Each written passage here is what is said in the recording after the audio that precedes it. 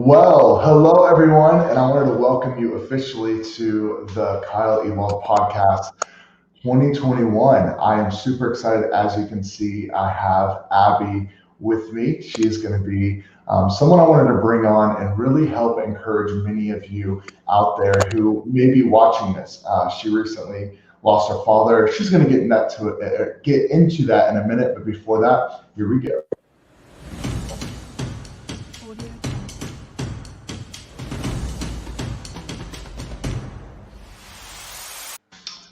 Awesome. Well, we are here and we have this podcast, and I want to encourage all of you who may be watching this. Number one, this is live. So if there's any mix ups or Abby and I start laughing, I'm not cutting it out. It's live, it's happening real time right now on Facebook, Instagram, and it's going to be on YouTube. And I also wanted to encourage you, share this right now on your timeline. There are people that this is going to be able to help. So I'm going to share. I'm going to ask you if you're watching this, share this on your timeline and be blessed. Also, go to my YouTube channel and you can go and subscribe to our channel and get all the updates. We have a lot of different shows coming up this year. I'm going to try to do this weekly. I do run a business and a nonprofit, so I'm pretty busy, but I'm going to try to do it weekly. Some of them will be by myself. Most of them I really want to keep. We're going to bring entrepreneurs. We're going to bring business owners. We're going to bring students. We're going to bring young adults like Abby. And we're going to talk about everything from people who are dealing with current issues to dealing with past issues to really just walking with God to business, the whole 9 yards. So anyways, Abby, hello. I hope you're well. I'm super excited. Thank you for joining this. I'm super excited to get this going. So Abby, what I want you to do is very briefly, or not briefly, but within a few minutes, I want you to kind of share with people who are watching what has happened in your life recently. By the way, for anyone watching, I've known Abby for a lot of years. I guess 8 years, something like that. I don't know, but I've been close to her family. I loved her dad. I got to know her dad. I hung out with her dad. We would come over to parties, and it was awesome. And so I want you to share a little bit about what has happened recently, and go for it. Yeah, so growing up, I am the only girl in the family, so of course I was daddy's little princess, always and forever. And I grew up in a family that was pretty much picture perfect. Like there was nothing wrong with it that you could see from the outside. Like it was literally the best growing up that anyone could ever ask for. So my parents were always super like they didn't like to tell us when things were wrong or anything. They would keep it to themselves because they didn't want us to worry about it. And so I never really knew about my dad's sickness. Like that was never something that was told to me. I would always see him drinking medicine or like at night he would be in pain and stuff, but I would never think anything of it. I just thought that was normal. That was the norm. But a couple of years before he passed away, my mom sat me down by myself and she said, "Hey, like I need to talk to you." And I was like, "Okay, like what do you need to talk to me about?" And she was like, "Okay, your dad has had cancer. He's had cancer. He got over it. He has cancer again." She was like, "I'm telling you this now because we don't think it's going to get any better. And I need you to know. But you can't freak out because your dad doesn't want you to cry. He doesn't want to see you upset." And so, of course, I started crying with we were Yeah. there. Like, I didn't know what to do. It was something new. And I was like, okay. But I didn't know the details of it. I didn't know any of that. I just knew he had colon cancer. That's what she told me at the moment. And something wrong with his esophagus. And so I was like, okay. And through all this, like, it was just hard seeing my dad in pain and seeing how strict my mom was with him because he had something wrong in his esophagus that he couldn't eat anything sharp or like I think anything unhealthy because something could rupture and it was just bad. And so I'd Yeah. get upset with my mom because she would tell him, "No, you can't eat that." And I'm like, "Let him live. Like he just wants to eat. Like he's fine." So that was a struggle. I would always get upset about that because I wanted to see him happy. And so time goes by and it was a lot more hospital visits that I was used to because they would go on their own and they wouldn't tell us. But now that I knew, like they would be like, "Okay, we're going to the doctors or we're going to the hospital, this and that." And like about a couple months or a year before he passed, it was a lot of surgeries that he had to go through.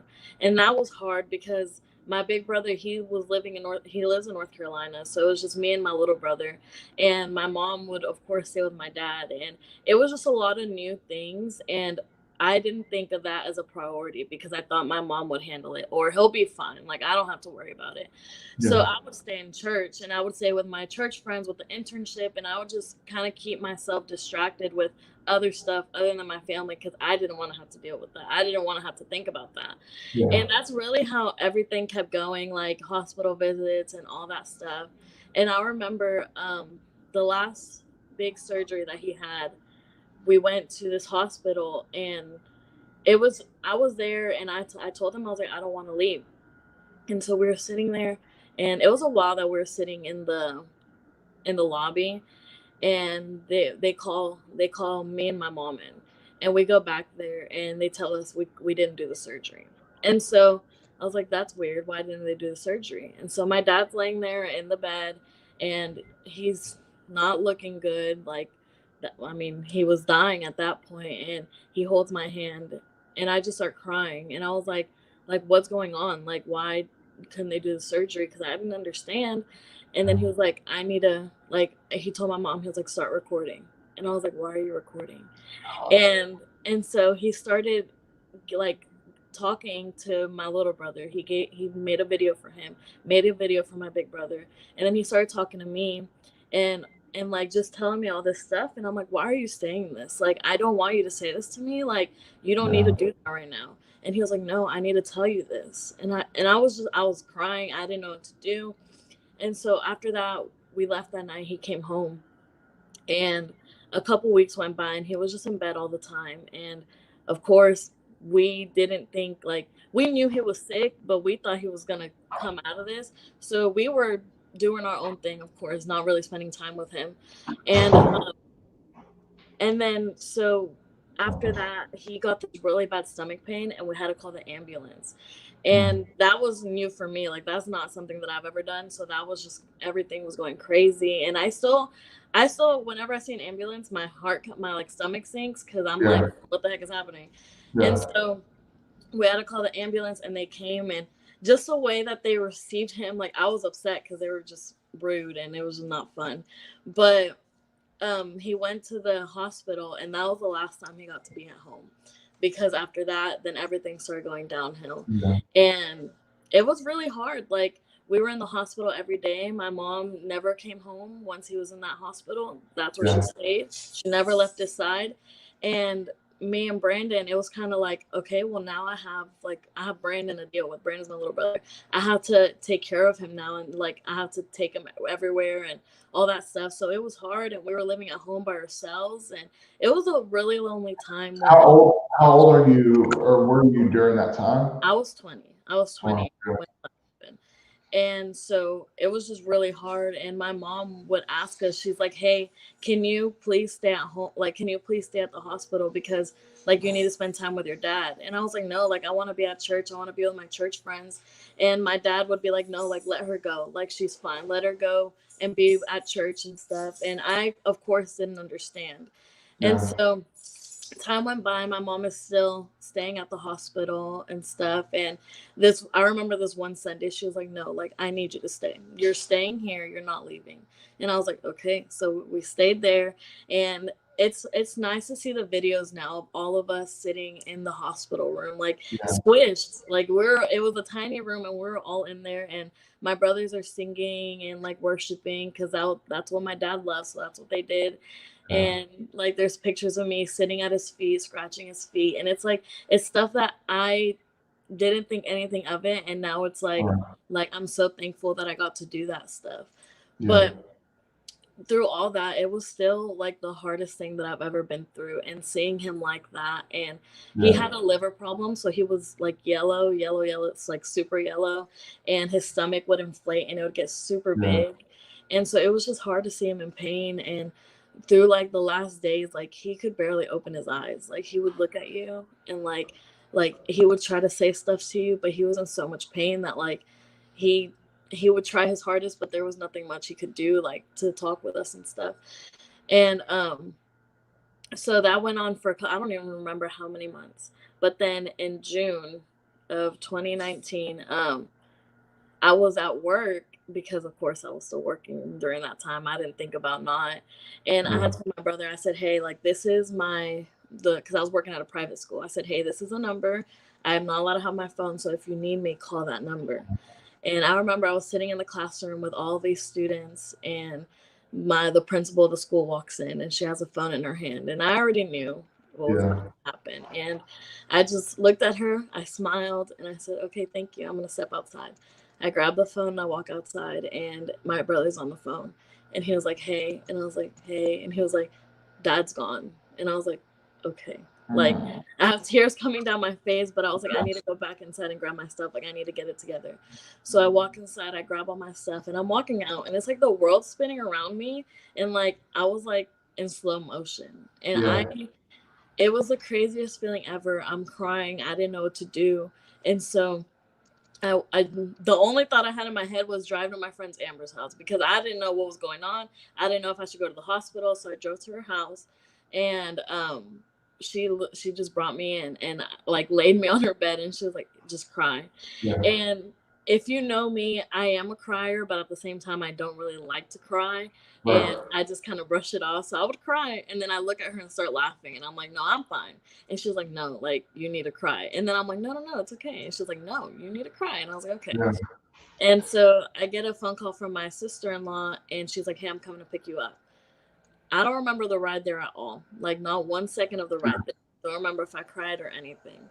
And we get to the hospital. I don't even remember going up the elevator. I just remember being at the door and walking in, and like, you see my dad's body there, and like, you still think he's there. Like, his body looks Yeah. like he's alive. And it's funny because my mom, like, she knew what to do. So he had a roll of toilet paper under his chin, so like his face wouldn't get messed up. Like, his hands were all ready. Like, she had a whole plan. Really? Yeah. And Wow. so I walk in, and like, the only thing I knew to do was run up to him and like give him a kiss on the forehead. And I Yeah. don't remember how it could have been hours that I was there, but Yeah. I had tears and snot and everything was on his face, but I couldn't think of anything else than to just be with him. And so What I think is so beautiful about that is, it's so wild because so many people are different. So many people say that they would like a sudden. I dealt with a sudden death where, yesterday was perfectly normal, talking to my mom, everything, and then the next morning I wake up and she's just gone unexpectedly, right? But then, I kind of, look at people like you who got to, like, okay, this is coming. I almost feel like I would prefer this because, you get to say things, you get to do things, you get to spend time. And I think it's beautiful that you and your family were able to literally be able to live life with him for his last days because ultimately that's what he wants. I want to ask you this: what negative effects, are you still currently dealing with, and how did it really affect you, in the grieving process? Like, what kind of things can you share with people who may be watching? Who may have lost somebody, and some of the things that they may be going through. What do you think that you're dealing with that has kind of been a negative effect? yeah, so for me, a really, really big thing that I dealt with was my faith. And because definitely when you know this is happening, you're praying for healing. You're praying, you're saying, my dad is going to walk out of that hospital and he's going to be fine. Like, Yeah. he's not going to die. And I definitely prayed that the whole time I knew he was sick. And there were nights where I would stay up all night worshiping and saying, God, like, I know you're a miracle worker and I know you're going to do this. Yeah. And it's like, at that time I didn't understand that, okay, well, if it doesn't happen, it's still his will, it is still what he planned. And I didn't understand that. And so after Yeah. my dad passed, I was like, well, like, especially being a leader and I have to pray for other people, I'm like, my prayers don't work, my prayer wasn't answered. How am I going to go up and pray for other people? Like, obviously God isn't listening to me, and my prayers aren't going to work. So there was a lot Yeah. of times where I would just sit back and like, I'm like, this isn't, like, there's no point of me doing that because I know that my word doesn't mean anything. And that honestly, it still happens sometimes now. Like, I've battled with it and I've prayed about it, and I understand that yes, it's God's will, and whatever happens happens, and I know that it happens for a reason. And I thank God that my dad passed, because that brought out so many things in my family that needed to come out, and that Yeah. helped my family move forward in so many ways. But Yeah. does it still affect me today? Yes, it Of does. course. Yeah. And I have times where I'm like, okay, I'm gonna pray about this, but I'm scared that it's not gonna be answered. Yeah. But yeah. You know what I was gonna say is that's the biggest thing that is so hard, specifically like me as a pastor, when somebody would say, "Hey, this person died," and I remember being at my mom's casket, before the funeral, and they let me be in the room by myself, and this lady came up to me and she kept saying, God is good, and all this stuff, like she's in a better place, like that, we most likely always say the same stuff. But I was like livid. I was like, how in the heck are you going to say that God is good right now? Like, that's ridiculous, right? Because it's so real. But one thing I started realizing more and more down the road is that, praying unto his will. For me, I have different callings, right? I love to preach, prophecy and all this kind of stuff that we walk in gifts, right? But doing miracles, like being able to pray over people and like seeing a legitimate miracle, has never been something that I feel like I have really seen firsthand.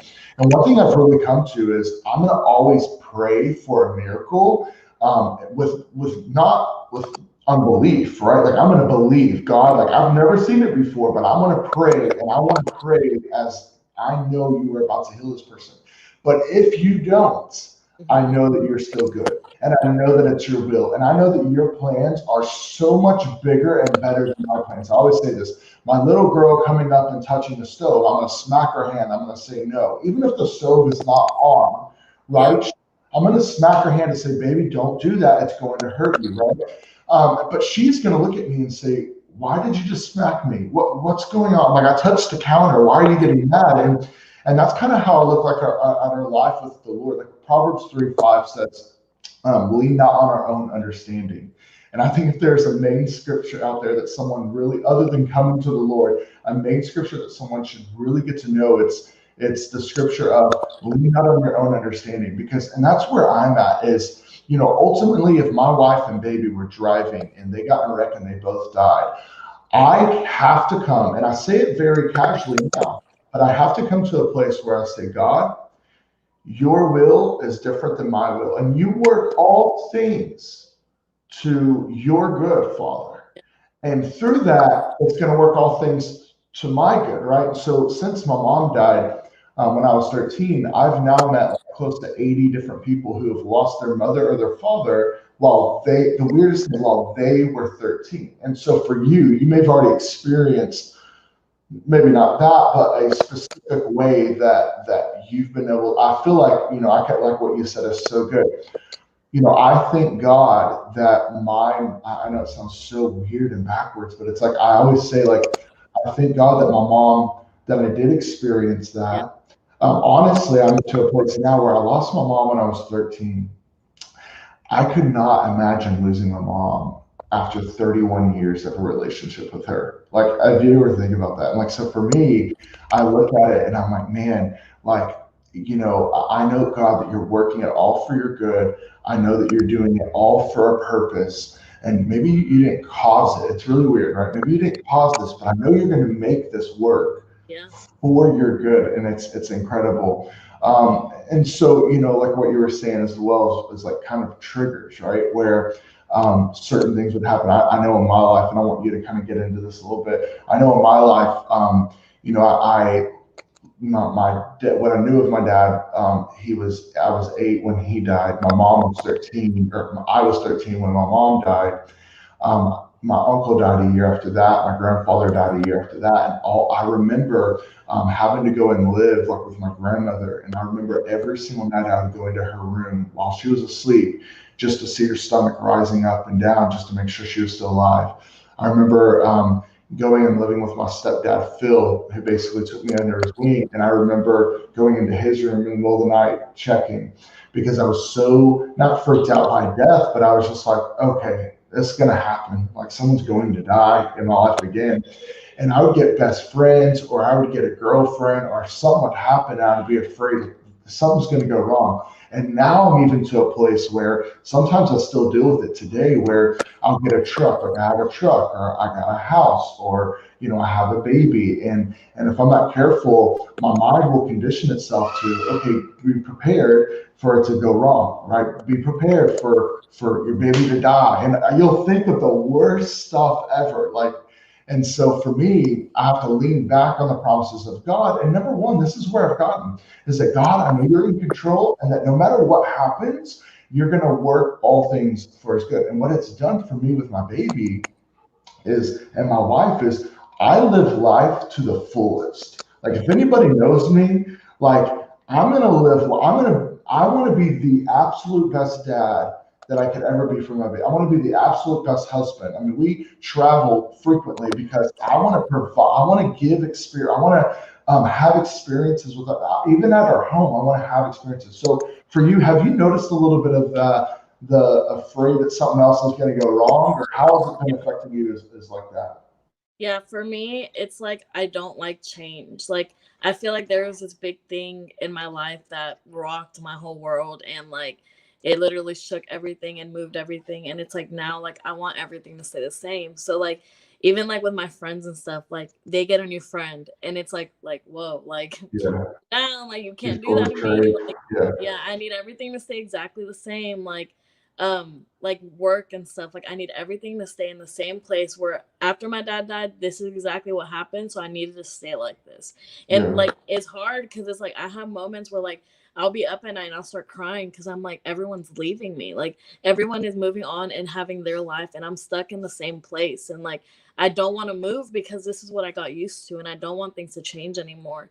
And so like that is something that like still affects me, that it's like, okay, like I do have to move forward and I do have to do new things. And like I try hard to like get out and explore and like and that's why I'm always out with my friends, and it's funny yeah, and people laugh at me, but it's like I need that. Like I you need do. to get out, because if I'm at the house and I'm stuck here, like I'm gonna stay in the same circle going over and over and over again, and like crying all the time and stuff like that. And because that Yeah, happens, like no matter how much you're over the passing, like there's still things that trigger you, and there's still things that you look at something and you're like, oh, like that reminds me of them, and you'll start crying, and it's so random, and but it's so normal and it's so natural, and it's yeah, just things that you have to learn. But really getting out of that cycle of I need things to stay the same because I'm scared of change, like that's yeah. something I'm struggling with.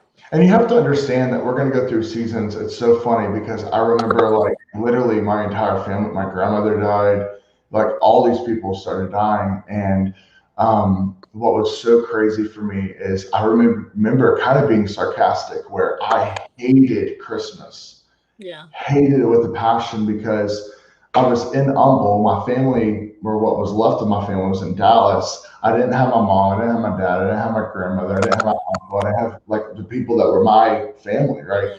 And so I remember having this dog named Riley, and literally on Christmas Day, I just wake up, as depressing as it sounds, in my old nasty apartment, and like I had this glass, what was supposed to be a outside patio table was my dinner table, and I put like dog food on a plate, and I had like, leftovers, and I posted a photo. I'll never forget it. And I see it every Christmas.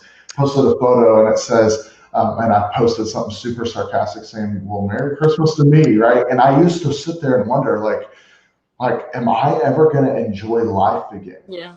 Like it, like seeing, and I would get bitter at people who would be on Facebook and they're posting family photos and they've got 20 family members, and I'm like, and like you're gonna see that with your Yeah. dad, and like if you get married one day, like I got married and I had to like very consciously say, it's okay for my mom and my half of my it's okay that it's my wife's entire family here. Yeah. And some of my friends, like, and so for you, or for me, that's just a lot of the stuff that I had to deal with. But this is one thing I want to encourage you and everybody else out there who has lost somebody, and you do wonder that one thing. We're about to end here. You do wonder that thing of, is my life ever going to be back to normal? This is what I absolutely believe. you can stand there and you can mope in your loss, and you can be depressed, and which is fine to go through this, right? But eventually, you're going to need to step out in faith and say, God, like, I'm going to go and live my life, and I'm going to go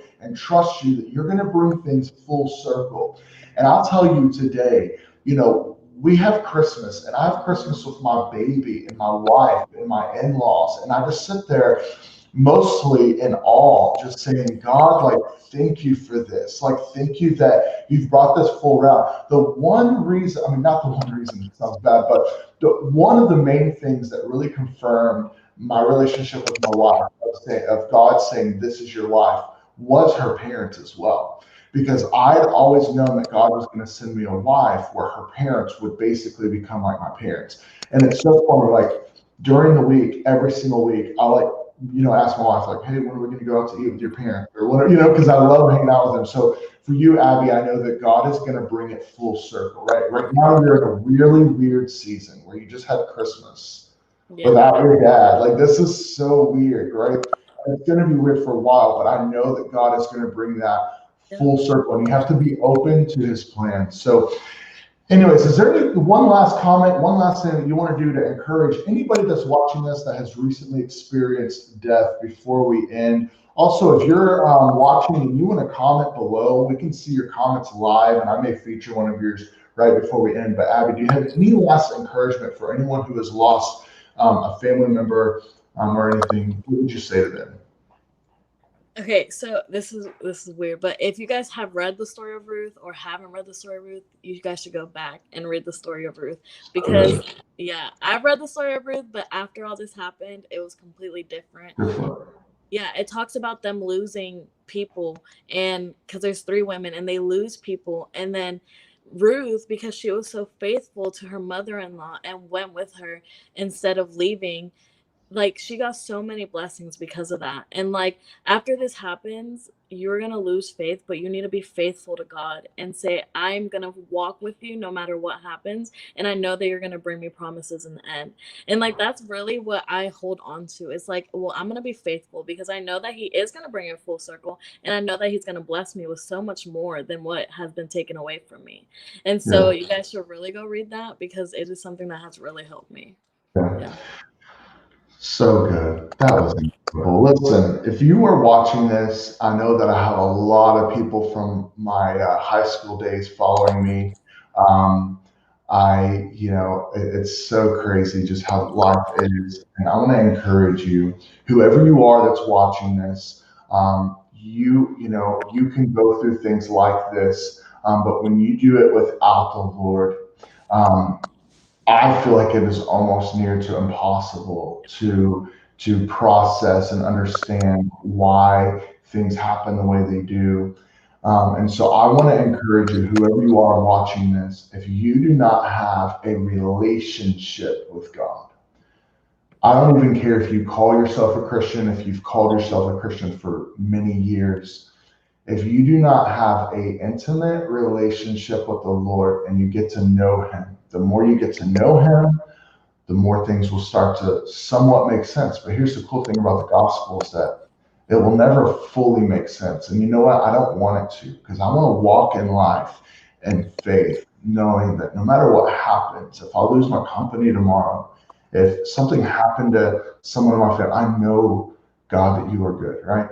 And so whoever you are in this podcast, you're watching it, whenever you're watching it, my encouragement, our encouragement to you is that you would genuinely start to follow the Lord. You would genuinely start to get to know him. You say, well, where do I start? For me, reading was not the best way because I struggled with reading. Me, it was getting in worship, getting in a room by myself, putting worship music on. I would cry for hours and hours at a time, and I would just literally bask in the presence of God, laying on my floor. And so I want to encourage you, you get to know God in your way, and everything will start to come through, right? You'll start reading more scripture, get with people. I have a guy who called me yesterday or 2 days ago who just wants to meet with me every single week, dealing with suicide thoughts. I'm mentoring him for Find someone to mentor you. Find someone to go and eat with. I have another friend of mine, Robert, who him and I just go eat wings together almost every other week, every month, right? We just go and we hang out. We talk about how it's not difficult. Anyways, I love all of you. Thank you so much for watching. Abby, thank you for coming on and sharing your story. I'm super excited that this is going to hopefully bless so many people. We'll see you next time on the next podcast. If you have any podcast ideas of things you'd like us to talk about or cover, or people that you'd like us to bring on, let me know. Other than that, we love you so much. And thank you, Abby, for coming and joining. I'll see you soon.